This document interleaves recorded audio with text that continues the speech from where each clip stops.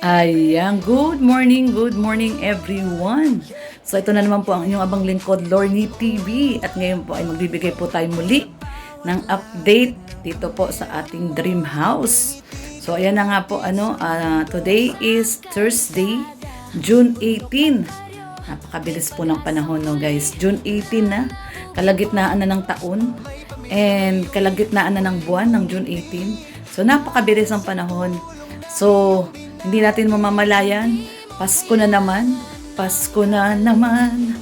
So ayan guys, no, June 18, 2026, kalagitnaan na po ng taon. Ang bilis ng panahon, grabe.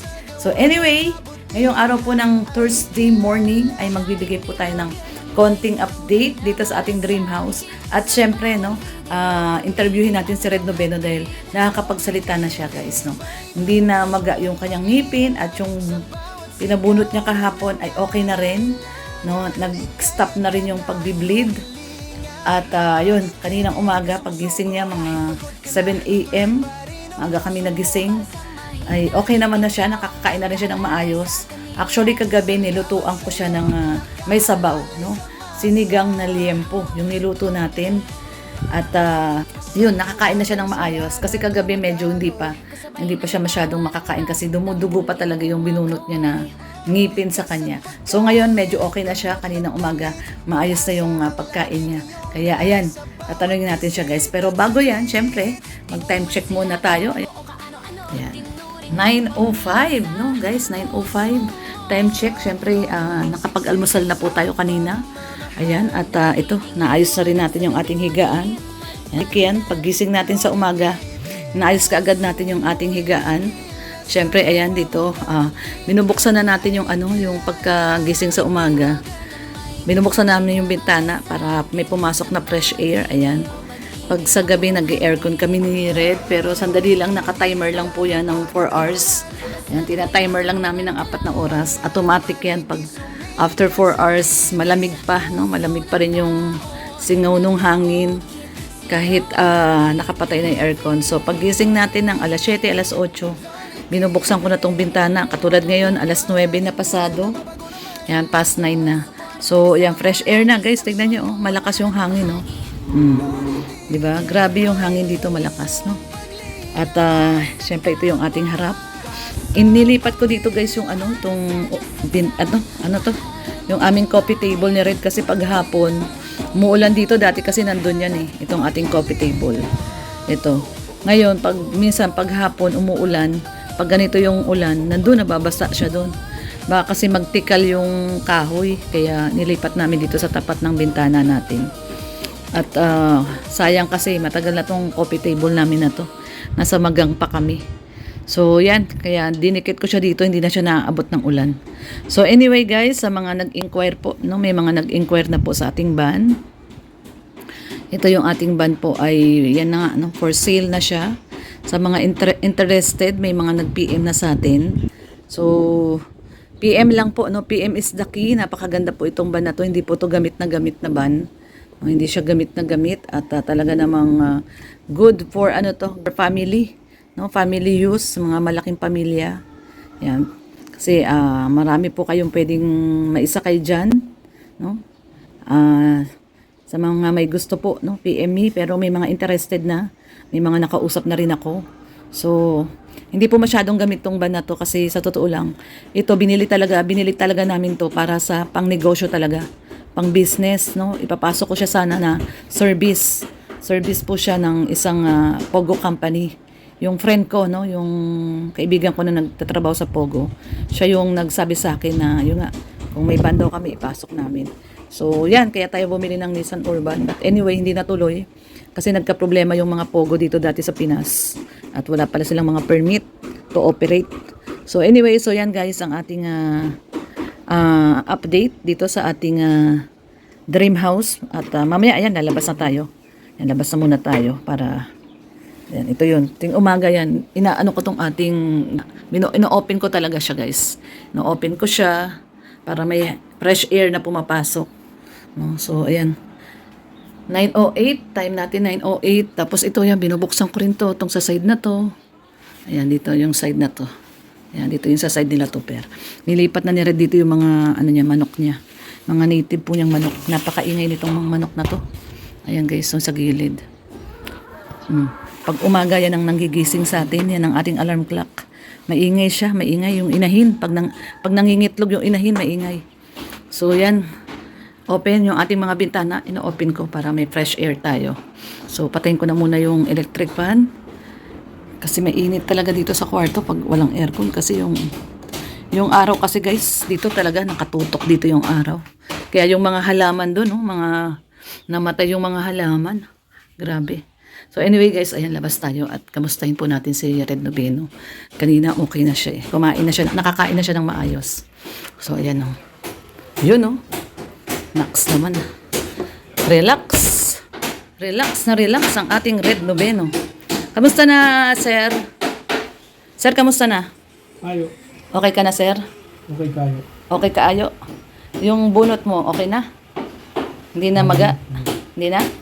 Ayan, so, may tatanong lang ako sa iyo, sir. English? English. Tagalog. Tagalog. Tagalog lang. Tagalog lang. Diretso.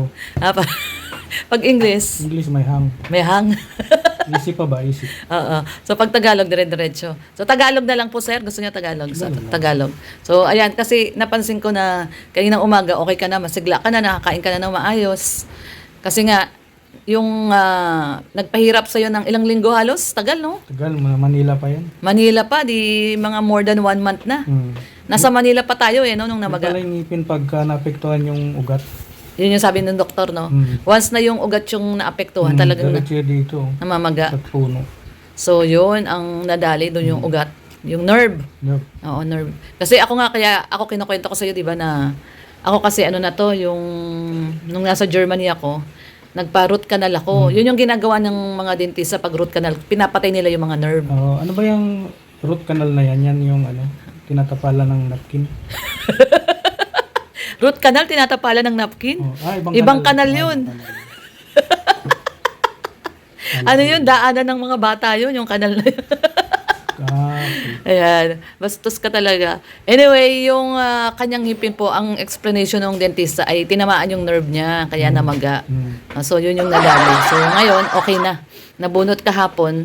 Ang bilis, no? Okay na ngayon, no? Hindi nag-stop na yung pagdudugo. Kasi may inom ka ng Hemostan, no? Pampatigil ng pagdudugo yun. So, naalala ko kasi yung Hemostan na yun, 3 lang yung binili ko kasi may natira pa akong 3. O kasi pag ganun pala yun, pag mag-ano ka na, may menopause ka na, yung mga huling buwan ng pag-menopause, yung sobra-sobra talaga yung lumalabas. Tandaan mo yun, nagpa-pampers ako dahil sobrang ano. expire na yun. Hindi. 2020, 2027 yung expiration, tinignan ko eh. Kasi ano yun? naman ito dito. Hindi. Landangkal, oh. Hindi yung Hemostan, yun yung pampaimpit ng dugo, yung pampatigil ng pagdudugo. Kasi naalala ko, bumili ko ng marami noon kasi nga, parang 2 years, hindi, wala pang 1 year ago pa lang, isang taon pa lang. Tanda mo yung dati, yung nagkakaroon pa ako. Yung naglalayag, tapos biglang pag nagkaroon, yung mga 2-3 months, wala. Tapos pag nagkaroon po, sobrang lakas. Yung tagos-tagos talaga, di ba? Grabe yung nagpa-pampers ako, pero talagang, isang tabo talaga yung lumalabas, sobrang lakas. Kaya bumibili ko niya nung Hemostan, kasi nga, pampatigil ng pagdudugo. May natira pa, kaya, mahal kaya yan. Nasa 50 pesos isa. 45. Di ba? 45 pesos isa. Yung nakaresibo, natubo ka pa rin. Depende yon. Pag sa mga maliliit na butika, 50 pesos. Pag sa Mercury Drug at saka sa Watson, 40 plus, 45. So, yan. Ang kagandahan nito, good news, okay ka na. Okay. So, ang pinakamatinding good news pa, pwede na uminom. 3 days pa. 3 days. Parang nalungkot yung boses, sabi 3 days pa. Ay, kasi nag-antibiotic ka pa eh, no? Tatapusin yun. Tatapusin pala yung antibiotic. So, ano nararamdaman mo? Kasi tagal mong hindi uminom eh. Yun, may lungkot. May lungkot sa iyong mga mata, kitang-kita. At saya naman dahil na-resolve na yung... Natanggal na yung yung talagang grabe yung sakripisyo mo dyan sa ngipin na yan eh, no? Nalala ko nga, nasa Manila pa tayo na magana yan. Problema ngayon yung yung pagpapadenture. Yung smile. O yung smile. Sige nga daw, smile daw, wala nang bakod. Ang mababalik yung smile. Hindi. I can smile without you. I can smile without you. Denture na kasunod yan. So, hindi, pag lumuwas ulit tayo, si Weng na bahala dyan. Yung December pa yun. kaibigan natin. Hindi, malay mo makaluwas sa September. September, birthday mo. Diba? So, yon. Anyway, guys, ayun, sa ano nga pala yung ipaliwanag mo, yung sa sasakyan, may mga nag-i-inquire. Model 2023 ba? 2024? 2022, acquire. 2023. Oh, 2023. Oo. Tapos, ilang mileage niya? 23,000? 23,000. Tingnan mo ba? Oh, tinignan ko, 23,000. Nakita mo ba? Pinicturean ko yun. O, basta ang kanyang mileage po, yung gamit, no, is 23,000 kilometers. So, kumbaga, sariwa pa yan, pag ganyan, no? 23,000. So, kumbaga, hindi po siya gamit na gamit. Kasi actually, hindi naman po namin talaga siya. 23. O, 23, di ba? O, 23,000 nga. So, ayan po yung mileage niya, no? 23,000 po. Ayan, 23,200. So, hindi po siya ganun pa kagamit na gamit. Hindi Kasi, masyadong gamit yun. oo, kasi ang ginagamit talaga natin, yung puti. Kaya mo naman kung gaano kalinis yung makina. Ayan, ito po yung makina, oh. Pakita natin yung Gaano kalaki, gaano kalinis. kung gaano po kalinis, kaganda yung makina, oh. May mga sticker pa. So, yan po yung makikita nyo dyan, oh. Ayan po, intact pa yung mga sticker. Sariwa. No, sariwang-sariwa po, no. Sa mga gusto, no, sa mga may gusto po. May mga nag-inquire na po. 16-seater, no? 369. 12 sa loob. Pag tatlo-tatluhan lang, 12, 13, 14 kasama driver. 15 yan. Mga 15. Kasi pwedeng dalawa doon sa harap. 15. So, 15-seater, maluwag na maluwag. Sa tatluhan po yun, tatluhan. Ang isang hilera. No, pag apatan, medyo masikip na Kaya ginagawa namin tatluhan lang. Yun naman ang seating capacity niyan. Pagka lumampas ka doon, mahuli ka. Pag sa 15. Overload ka doon. O, sa 15. So, yan, 15 passenger capacity. So, sa mga nag-inquire po, ayan, bakit daw natin binibenta yung van? May nagtanong. Kasi nagbibiyahe kami, dalawa lang kami, sayang yung space. So, kukuha kami mas maliit. At Oo. saka yung yung pwedeng i-grab na 7-seater. 7-seater. So, Pag humina na YouTube, hindi kami mag-grab. pwede mag-grab na lang. So, anyway guys, ganito po kasi yon. Kaya namin binili ang van na yan kasi nga yung dapat ipapasok natin sa Pogo. Service po ng mga empleyado ng Pogo. Tumakas si Harry Roque, dinala yung Pogo eh. Nasarado. Nagka-problema ang mga Pogo, no? Nagka-problema po ang mga Pogo company kaya hindi po natuloy na maging service po ng mga empleyado ng Pogo. Actually, ang kontrata po dapat diyan, pipirma na lang akong kontrata 150k a month. O yung ang rentahan, 150k a month. Kaso yung nga po hindi natuloy at nagtakasan na ang mga may-ari ng Pogo. Bumalik na sa China. So, ngayon, ang gagawin namin ni Red, pag nabenta, bibili na lang po kami ng maliit, no? Innova. Oo, yung Innova or yung gusto mo, yung... Ano nga ba yung gusto? Yung Jazz, Montero. Montero. Grabe, mahal yun, Montero. Or yung... Yung isa, yung sinasabi mo, expander, ayun. Kaya nang maraming nagsasabi, expander, mahina pumanik Hindi no? tayo nakakaahon. Oo, hindi daw nakakaahon yung expander. Yun yung gusto dati ni Red, expander. May technique kasi doon. Ano technique Yung doon? mo sa baba yung sakyan, lakarin mo pakyat. Hindi, mahina daw yung expander sa paahon. Kaya medyo nagdadalawang isip kami sa Innova na lang talaga. No? Yung Innova, matindi daw yun. Mabilis, malakas ang makina. Tsaka malakas ang makina sa panik. So, yun ang plano namin. Mag-Innova na lang po. At itong ating van ay binibenta na natin. May sentimental na yung van na yun. Dami nang nakasakay dyan, no? Dami nang nakasakay dyan, mga bigatin. Dami ng love team na dumaan dyan. Maraming love team na yung sumakay din dyan. Ayan, so... Ano pang bentahin ng ating van? Bukod sa sariwa, maganda ang makina. Tapos Alagang down yan. Alagang down. Malinis kasi pinalalagyan mo pa pala yan ng floor matting, no? Pina-floor matting po ni Red yung kasi dati kaka-carpet. No, kaso pag nababasa yung carpet, no, kaya pinalagyan niya ng matting. So maganda po yung interior niya, no.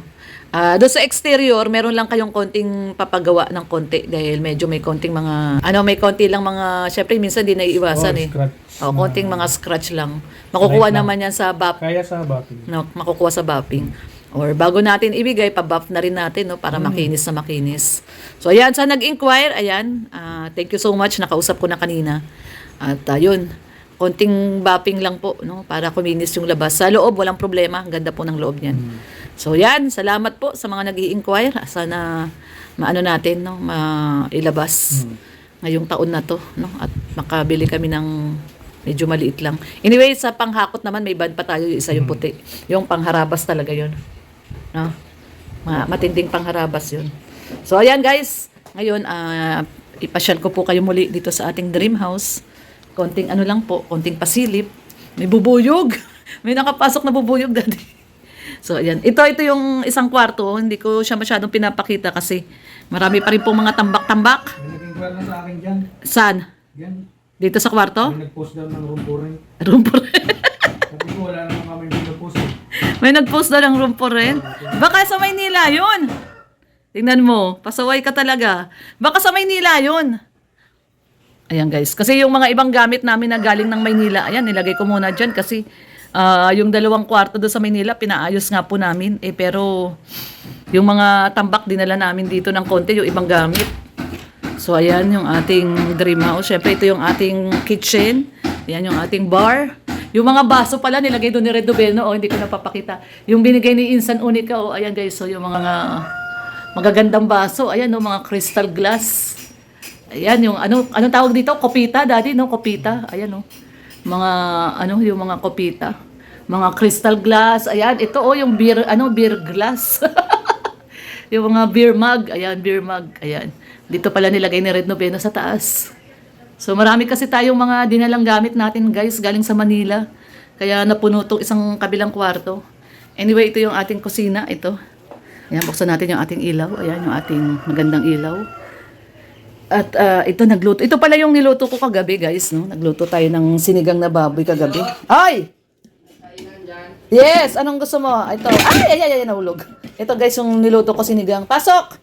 Ayan nagluto. Gustong-gusto ni Jay Ay ni Jay, ni Red Noveno ayan Ako nagluto nito kagabi, sinigang. Ayan, nagsinigang tayo kagabi. Kaninang umaga itong ulam natin. Nilagyan ko ng konti tangkong. Ayan, may bisita tayo nandito si Mr. J. Ayan. Mr. J. Ayan, shout out Mr. J. Ayan